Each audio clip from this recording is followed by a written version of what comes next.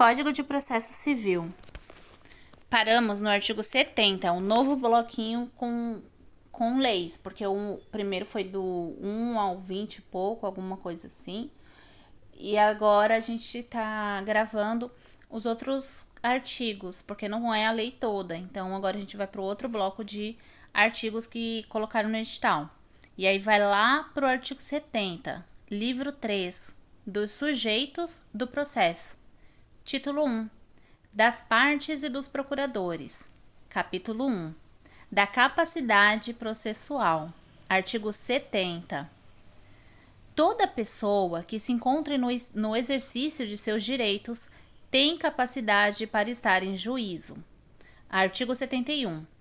O incapaz será representado ou assistido por seus pais, por tutor ou por curador, na forma da lei. Artigo 72.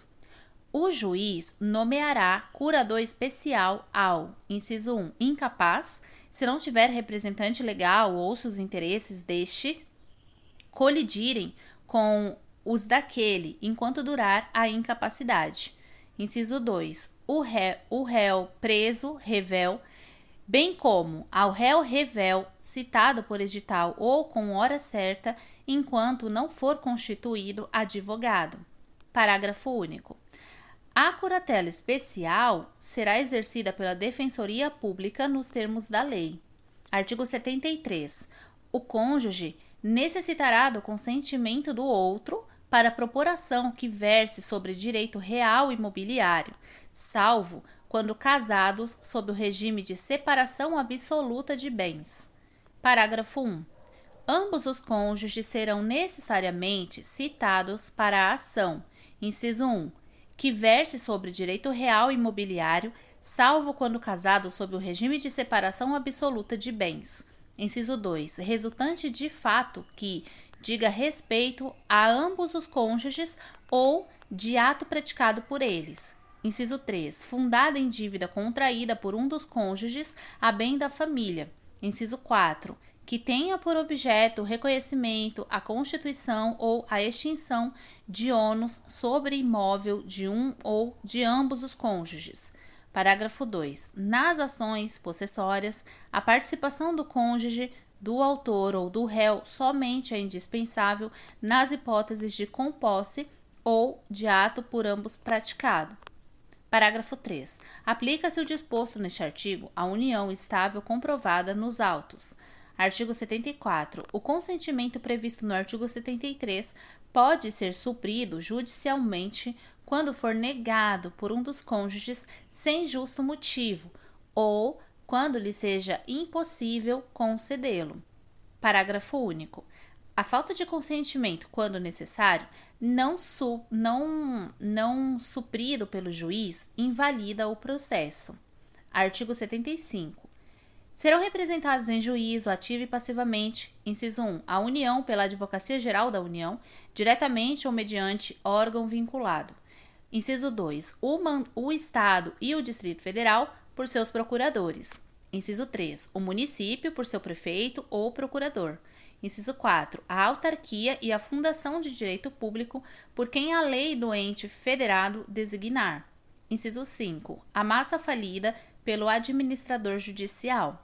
Inciso 6. A herança jacente ou vacante por seu curador. Inciso 7. O espólio pelo inventariante. Inciso 8. A pessoa jurídica por quem os respectivos atos constitutivos designarem ou, não havendo essa designação, por seus diretores. Inciso 9. A sociedade e associação irregulares e outros entes organizados sem personalidade jurídica pela pessoa a quem couber a administração de seus bens. Inciso 10. A pessoa jurídica estrangeira pelo gerente, representante ou administrador de sua filial, agência ou sucursal aberta ou instalada no Brasil. Inciso 11. O condomínio pelo administrador ou síndico. Parágrafo 1. Quando o inventariante for dativo, os sucessores do falecido serão intimados no processo no qual o espólio seja parte. Parágrafo 2. A sociedade ou associação sem personalidade jurídica não poderá opor a irregularidade de sua constituição quando demandada. Parágrafo 3. O gerente de filial ou agência presume-se autorizado pela pessoa jurídica estrangeira a receber citação para qualquer processo. Parágrafo 4. Os estados e o Distrito Federal poderão ajustar compromisso recíproco para a prática de ato processual por seus procuradores em favor de outro ente federado, mediante convênio firmado pelas respectivas procuradorias. Artigo 76. Verificada a incapacidade processual ou a irregularidade da representação da parte, o juiz suspenderá o processo e designará prazo razoável para que seja sanado o vício. Parágrafo 1. Descumprida a determinação, caso o processo esteja na instância originária, inciso 1. O processo será extinto se a providência couber ao autor. Inciso 2. O réu será considerado revel se a providência lhe couber. Inciso 3. O terceiro será considerado revel ou excluído do processo, dependendo do polo em que se encontre. Parágrafo 2. Descumprida a determinação em fase recursal perante o Tribunal de Justiça, Tribunal Regional Federal ou Tribunal Superior, o relator, inciso 1, não conhecerá do recurso se a providência couber ao recorrente. Inciso 2, determinará o desentranhamento das contrarrazões se a providência couber ao recorrido. Capítulo 2. Dos deveres das partes e de seus procuradores. Seção 1. Dos deveres. Artigo 77. Além de outros previstos neste Código, são deveres das partes, de seus procuradores e de todos aqueles que, de qualquer forma, participem do processo, inciso 1, expor os fatos em juízo conforme a verdade, inciso 2, não formular pretensão ou de apresentar defesa quando ciente de que são destituídas de fundamento, inciso 3, não produzir provas e não praticar atos inúteis ou desnecessários à declaração ou à defesa do direito. Inciso 4. Cumprir com exatidão as decisões jurisdicionais de natureza provisória ou final e não criar embaraços à sua efetivação. Inciso 5. Declinar, no primeiro momento que lhes couber falar nos autos, o endereço residencial ou profissional onde receberão intimações, atualizando essa informação sempre que ocorrer qualquer modificação temporária ou definitiva. Inciso 6. Não praticar inovação ilegal no estado de fato, de bem ou direito litigioso. Inciso 7. Informar e manter atualizados seus dados cadastrais perante os órgãos do Poder Judiciário e, no caso do parágrafo 6 do artigo 246 deste Código, da administração tributária para recebimento de citações e intimações. Parágrafo 1. Nas hipóteses dos incisos 4 e 6, o juiz advertirá qualquer das pessoas mencionadas no caput de que sua conduta poderá ser punida como ato atentatório à dignidade da justiça.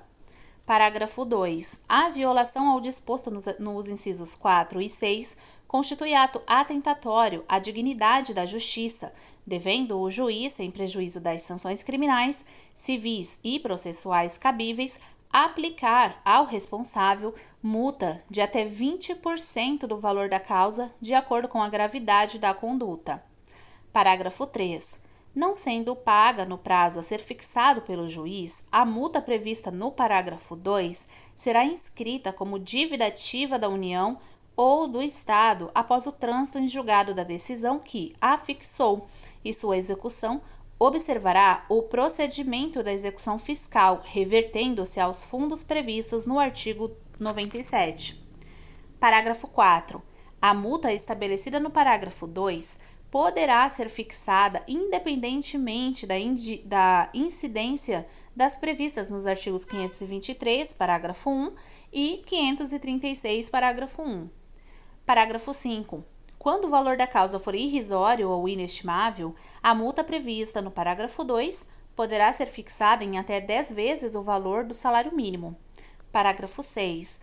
Aos advogados públicos ou privados e aos membros da Defensoria Pública e do Ministério Público, não se aplica o disposto nos parágrafos 2 a 5, devendo eventual responsabilidade disciplinar ser apurada pelo respectivo órgão de classe ou corregedoria, ao qual o juiz oficiará. Parágrafo 7. Reconhecida a violação do disposto no inciso 6, o juiz determinará o restabelecimento do estado anterior, podendo ainda proibir a parte de falar nos autos até a purgação do atentado, sem prejuízo da aplicação do parágrafo 2, sem prejuízo da aplicação do parágrafo 2. Parágrafo 8. O representante judicial da parte não pode ser compelido a cumprir decisão em seu lugar. Artigo 78. É vedado às partes, a seus procuradores, aos juízes, aos membros do Ministério Público e da Defensoria Pública e a qualquer pessoa que participe do processo empregar expressões ofensivas nos escritos apresentados. Parágrafo 1. Quando expressões ou condutas ofensivas forem manifestadas oral ou presencialmente, o juiz advertirá o ofensor de que não as deve usar ou repetir, sob pena de lhe ser cassada a palavra. Parágrafo 2. De ofício ou a requerimento do ofendido, o juiz determinará que as expressões ofensivas sejam riscadas e, a requerimento do ofendido, determinará a expedição de certidão com o inteiro teor das expressões ofensivas e a colocará à disposição da parte interessada. Seção 2. Da responsabilidade das partes por dano processual. Artigo 79. Responde por perdas e danos aqueles que litigar de má-fé como autor, réu ou interveniente. Artigo 80. Considera-se litigante de má-fé aquele que, inciso 1, deduzir pretensão ou defesa contra texto expresso de lei ou fato incontroverso. Inciso 2. Alterar a verdade dos fatos. Inciso 3. Usar de processo para conseguir objetivo ilegal. Inciso 4. Opuser resistência injustificada ao andamento do processo. Inciso 5. Proceder de modo temerário em qualquer incidente ou ato do processo. Inciso 6. Provocar incidente manifestamente infundado. Inciso 7. Interpuser recurso com intuito manifestamente protelatório. Artigo 81. De ofício ou a requerimento, o juiz condenará o litigante de má-fé a pagar multa, que deverá ser superior a 1% e inferior a 10% do valor corrigido da causa, a indenizar a parte contrária pelos prejuízos que esta sofreu e arcar com os honorários advocatícios e com todas as despesas que efetuou. Parágrafo 1. Quando forem 2 ou mais litigantes de má-fé, o juiz condenará cada um, na proporção do seu respectivo interesse, na causa ou solidariamente, aqueles que se coligaram para lesar a parte contrária. Parágrafo 2. Quando o valor da causa for irrisório ou inestimável, a multa poderá ser fixada em até 10 vezes o valor do salário mínimo. Parágrafo 3. O valor da indenização será fixado pelo juiz ou, caso não seja possível mensurá-lo, liquidado por arbitramento ou pelo procedimento comum nos próprios autos. Seção 3. Das despesas, dos honorários advocatícios e das multas. Artigo 82.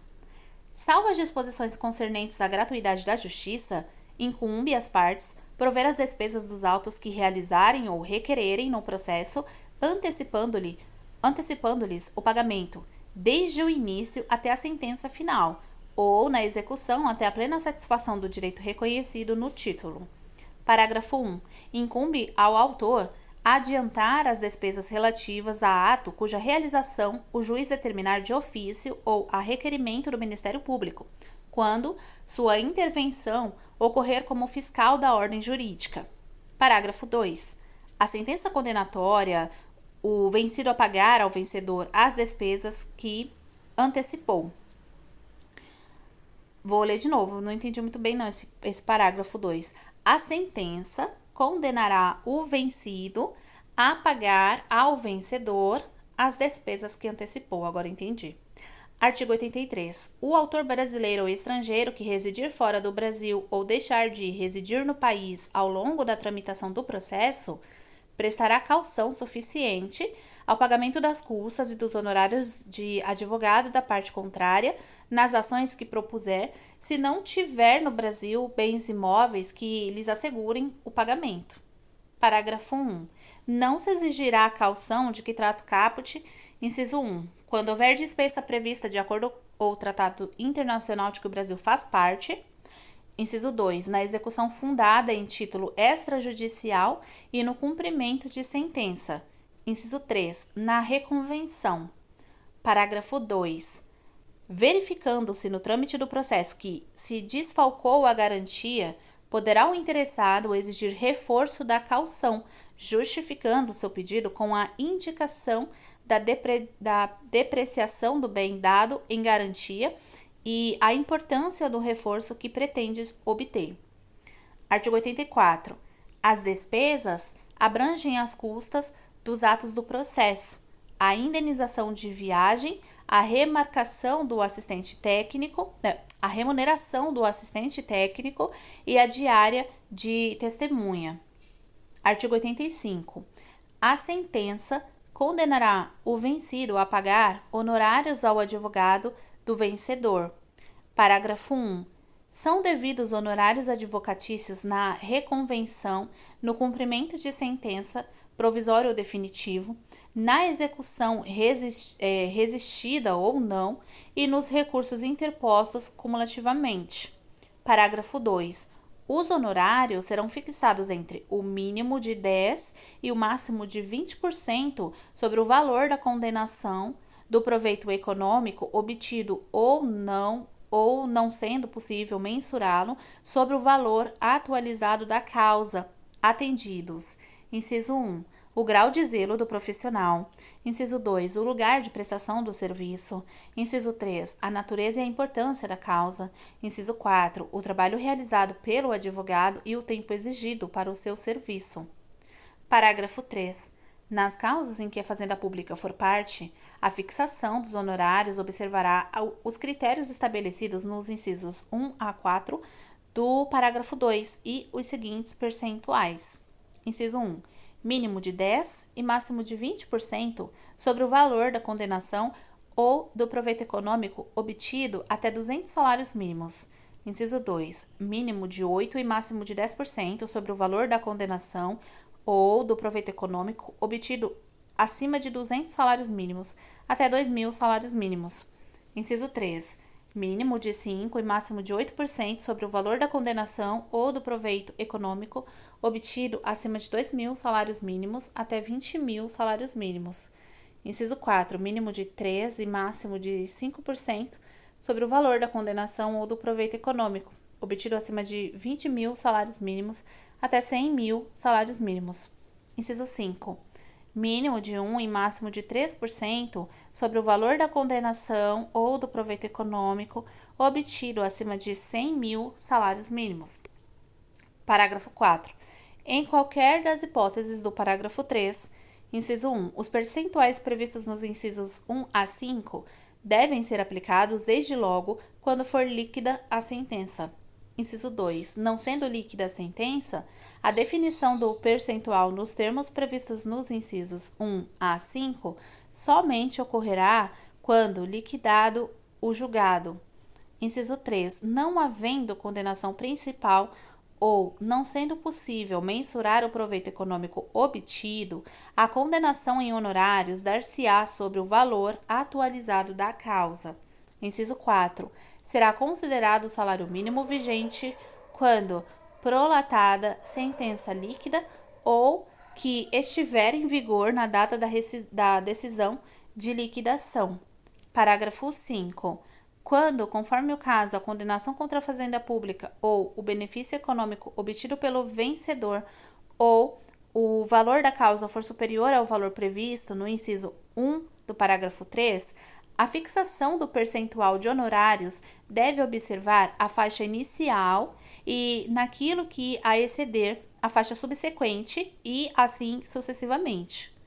Parágrafo 6. Os limites e critérios previstos nos parágrafos 2 e 3 aplicam-se independentemente de qual seja o conteúdo da decisão, inclusive aos casos de improcedência ou de sentença sem resolução de mérito.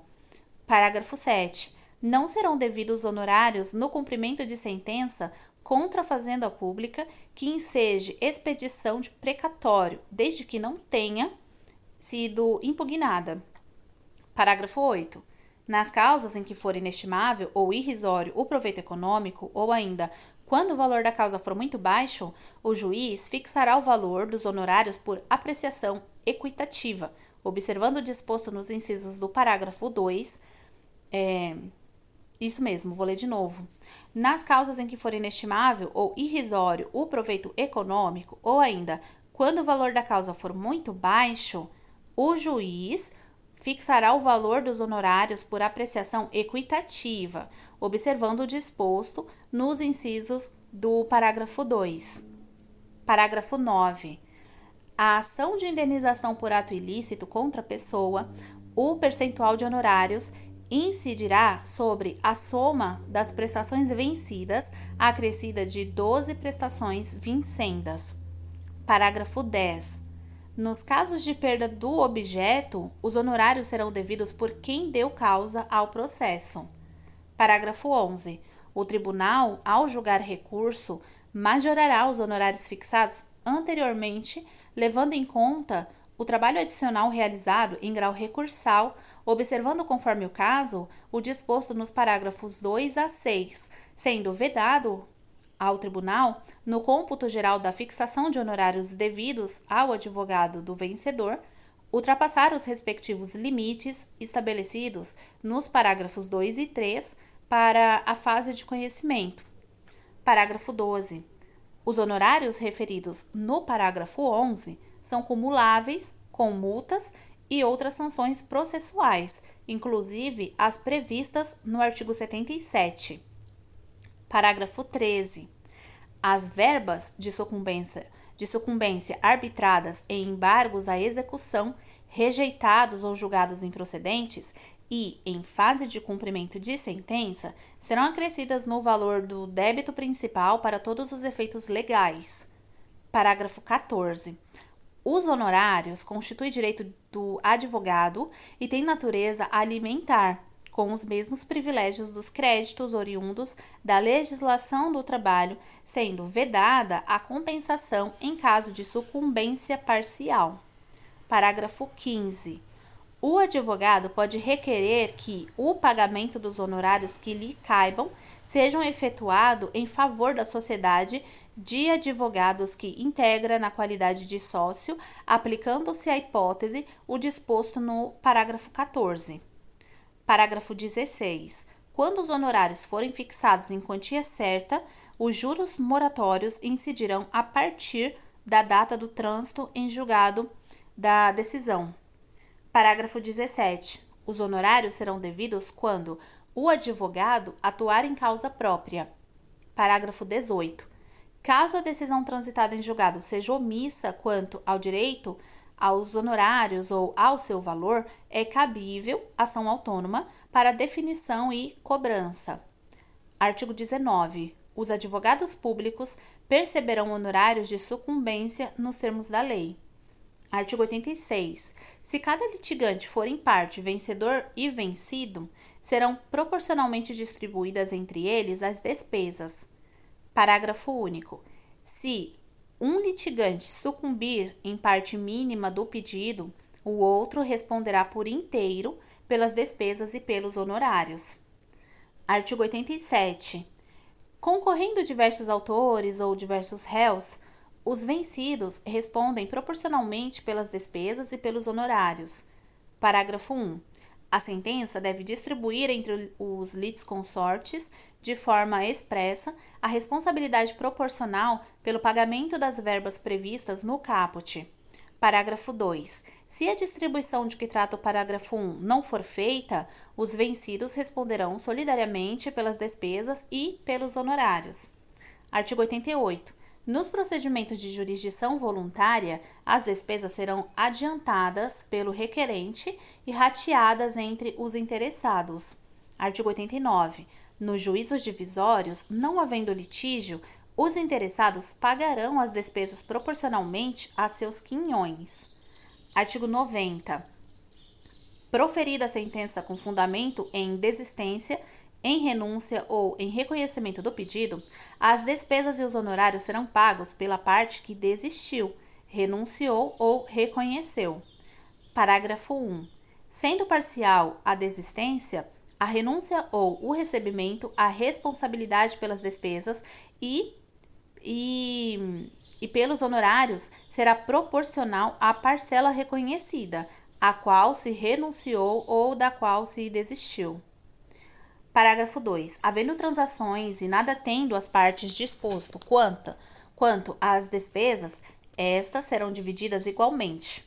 Parágrafo 3. Se a transação ocorrer antes da sentença, as partes ficam dispensadas do pagamento das custas processuais remanescentes, se houver. Parágrafo 4. Se o réu reconhecer a procedência do pedido e simultaneamente cumprir integralmente a prestação reconhecida, os honorários serão reduzidos pela metade.